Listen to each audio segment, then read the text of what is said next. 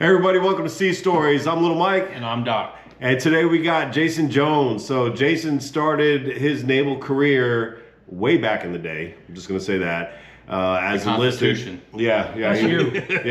He was part of Noah's crew.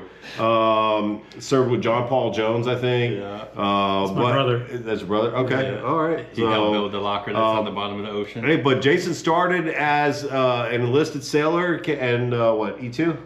E3. E3, so finished boot camp as an E3 and retired as an 04. So I had the pleasure of working with him for about a year and a half or so.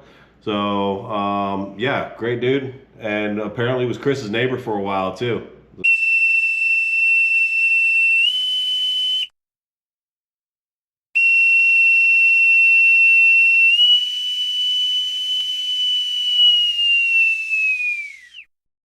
Attention all hands, it's time for Sea Stories. Sea story. Noun. Any story about experience in military service told by a veteran or active duty member. Some of it may be true, But most of it is bullshit. Damn. Yeah, man. It's good to see you. How's life going now? Life's good, retired in 24, and now a contractor with the Navy, and just focusing on life, Got the sweet gig going on out there. Sweet gig. I gotta say your retirement was pretty cool too. So this guy in the middle of his retirement drops the big screen so they can put the projector on with photos throughout his career. And when the screen drops, he's in uniform. And then when it comes back up, the dude's in shorts and a Hawaiian shirt with a drink in hand, man. I gotta say, well done. That was classy. Definitely a cool idea. That was you that came up with that idea? Yeah, that was. Yeah. I actually bought a Hawaiian shirt for that shit just so I could wear it when we went. I've never worn it since. Did anybody else know? Only a few people. I don't think we ever really talked about that, but I remember that was pretty Joe cool. knew. Joe knew. Yeah, Joe knew. Yeah, he told me we got to get Hawaiian shirts for Jason's retirement. I'm like, dude, I don't wear Hawaiian shirts. He's like, you do now. So we go over to the freaking Tommy Bahama store and I drop like $110 on a Tommy Bahama button down and yeah. Oh wait. So babe, if you're watching, I didn't pay. Don't get mad for the $110 on the shirt, please. Tammy gave me that was when Tammy was working there. She gave me a discount. Yeah. I see stories. We like to talk about funny things, Navy things, any kind of story in the Navy. Like, what comes to mind? Like one of your favorite stories that you could like think up. Birthing wars. Did you guys ever have birthing wars? Hell yes. Yeah. Birthing war. Yes. You don't go in another department's birthing unless you're like a stretcher bearer and somebody got hurt and you got to run in there, bro. You don't go in there. We used to like trick them, be like, "Hey, why don't you come over here? Like we're gonna play Madden or something like that." And as soon as they come through, just like ass whooping commences. Yes. Yeah. So to set this story up. Checked onto my ship and I was looking for my rack and I wanted a middle rack, right? What rack did you have?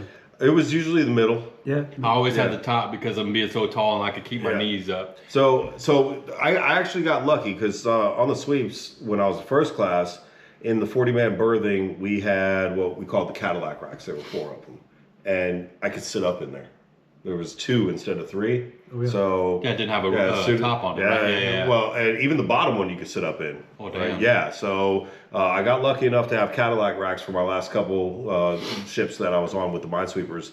But then when I got to these LCSs as a chief, man, like I got a stateroom. I had to share it with one person, and that worked out pretty well. Then they made me the admin officer, and I didn't have an office on board, so. They're like, hey, you're going to take one of the department head staterooms, and that's also your office, and you can't have a roommate, though, because all the paperwork, PII, and all that kind of shit. So it was awesome. So anyways, birthing wars. Yeah, so I found a metal rack and put all my things in it. And then the next morning, I get out of my rack, and I'm like, oh, I got to take a shower, get ready for the day. And the guy across the aisle from me opens his curtains, jumps out of his rack, and he's butt naked. No surprise. And he's like stretching, and he's like, "Oh, are you the new guy?" And I turn around and look, and I was like, "Oh boy." What does the new guy have to do? Yeah, what does this have to do with Wait, no, I'm not new. It's a haircut. You ain't getting none of my cornbread. Yeah. And come to find out, this guy was interesting. He slept naked, and then He put on some shower shoes and promptly walked to the bathroom naked. And nobody else was fazed by it but me, you know. And I was just like, this is weird. But okay. Welcome aboard. Yeah. Did he have a tattoo that says welcome aboard? No. Was that down Periscope? No, but this was like a everyday occurrence. I would come into work in the morning and I would go to my rack and he would open his curtains and just get out and, you know, and No. he was always naked. But once we got underway, they're like, okay, we got to go get birthing 2. We're gonna go hit him up. So he's like, wait, I got an idea. And he pulls out a couple bottles of shaving cream and covers his entire body in shaving cream. I mean, he looked like the old whipped cream bikini. Yeah, but he was naked. Of course. Why not? And you know, he's like asking people to help him spray this, you know, Barstool shaving cream, you know, from the ship store all over him, you know. So he's like this big white. Nobody wants to fight a naked guy covered in shaving cream. Right? Yeah. Right. So I was like, what are we doing? It was like, just come with us. So then there was probably, I don't know, 30 or 40 of us, and we all run down to the next birthing. And he's the lead, and he just runs in, and everybody's screaming at the top of their lungs.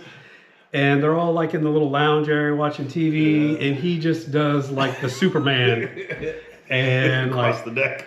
no, on top of everybody. Oh shit! Yeah, Like a wrestler, like just jumping Yeah. off the top rope. just off Damn. the top rope, just on everybody, and then there was shaving cream everywhere, and people were swinging. Shaving cream and ball sack. Just everywhere. Damn. We didn't do no naked birthing wars, but I mean, we'd take people up in the birthing, just run through there just to see if you could make it and still get your butt kicked just because it was fun, because you wanted to. Did you ever play the equivalent of cornhole? Beer pong? No.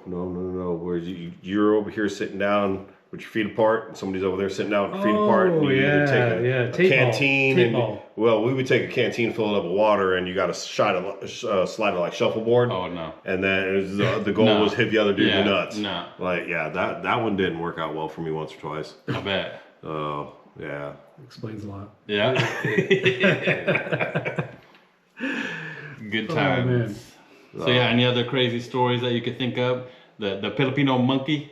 Oh, everybody knows about the Filipino monkey. Everybody Not knows LCS about- people. They don't know about that. They've never been over there. Bro, we've discussed this. It's not. I'm not a one-trick pony. I've been on other ships. I spent a lot of time over in Bahrain and in the Gulf, and everybody that's been out there knows about the Filipino monkey.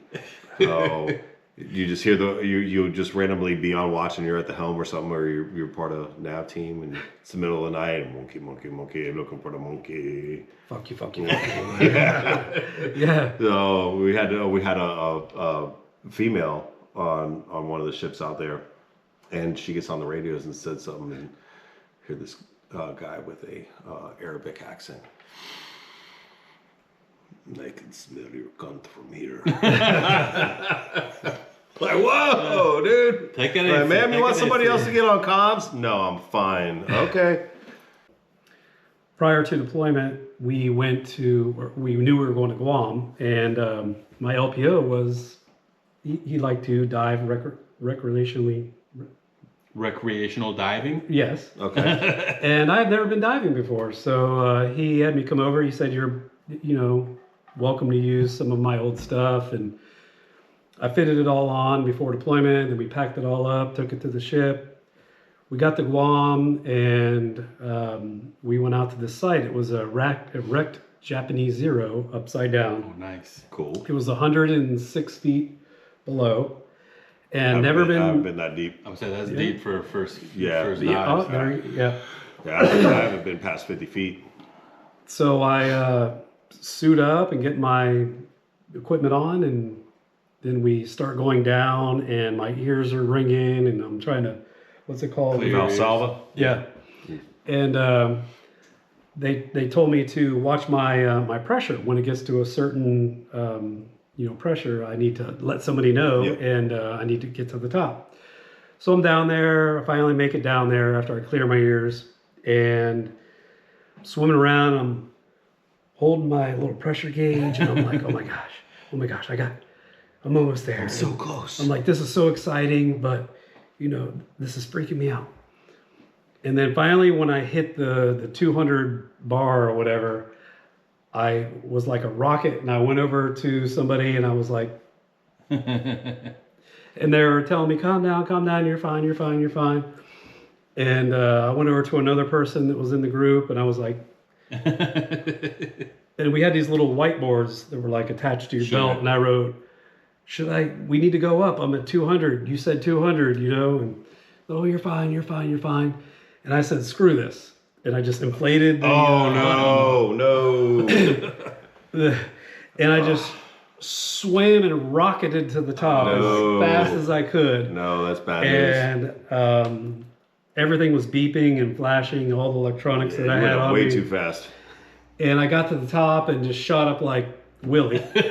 Free Willie. No, just come up like 10 feet increments for a little bit. Oh, yeah. So I'm dive certified now. Oh. But, I got to the top and I couldn't see on my mask, and I went like this, and all this blood poured out of my mask. And I was up there for, I didn't know what to do next other than swim to the shore and, Call the ambulance. and I couldn't hear out of one of my ears. It was just like, man, did you rupture it? I couldn't hear anything. So, we get back on the ship, and we we're underway, and I'm like, man, I can't hear anything out of my ear. So I was like, all right, I'm gonna go see Doc. Our Doc had his dive pin, so that was my number one mistake. So I go in there and I'm like, I can't hear it on my ear. And he's like, okay. And he's like, how was your time in Guam? And I'm like, oh yeah, it was a good time. I went diving, and he's like looking in my ear, and he's like, are you certified diving? And I was like, no, it was my first time. And he's like, well, how deep did you go? And I told him, my little indicator said 106. And he's like, you went 106 feet for your first time with no training. And I was like, yes. And he's like, well, petty officer, I hate to tell you this, but you have a ruptured eardrum. Yeah. And damn, you're lucky you didn't get the bends. Yeah. Yes, but I went through the dive training, and I learned about the Martini effect and all these things. And the class instructor used me as an example of what not to do the entire time. Damn. They're like, Mr. Jones, can you tell us what this feels like and what not to do? And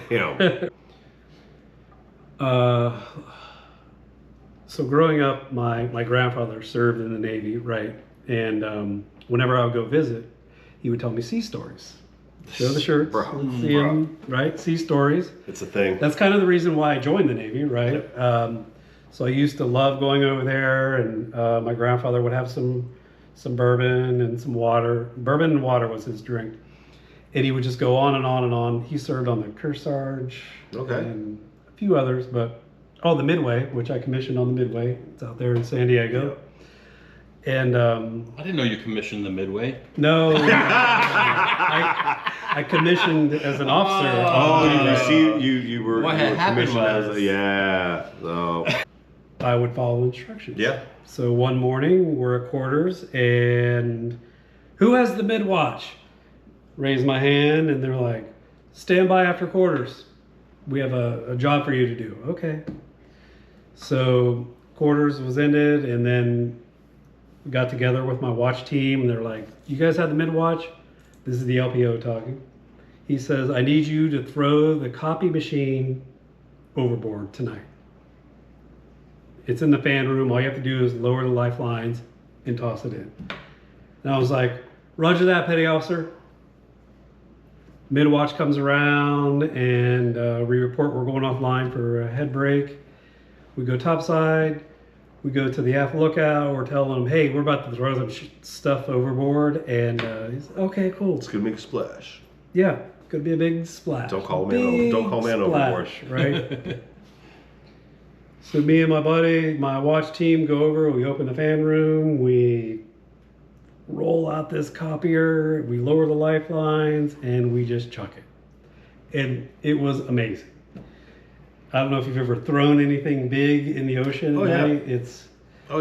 with the plankton. The bioluminescence. Yeah. It's sort of like the Northern Lights. Yeah. But in the water, right? So the next day, I'm in one of my spaces, combat spaces, and the chief is over at the copy machine. He's banging on it, and he's like, "Jones, I need you to go get the feeder tray off the copy machine." Damn. And I was like, "Chief, I hate to inform you that I threw it overboard yesterday." And he was like, "You did what?"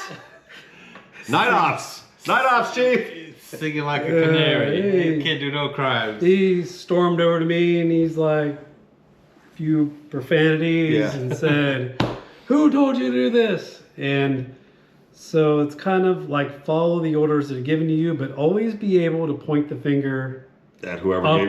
gave you. Yeah. Right? Because shit rolls downhill. All right, everybody. So that's it for Sea Stories today. Special thanks to Jason Jones for coming out, telling us some stories. And hey, don't forget to like and subscribe. And if not, remember our last guest will come and shit on you. See you guys next time. Thanks for coming out, Honorary Chief.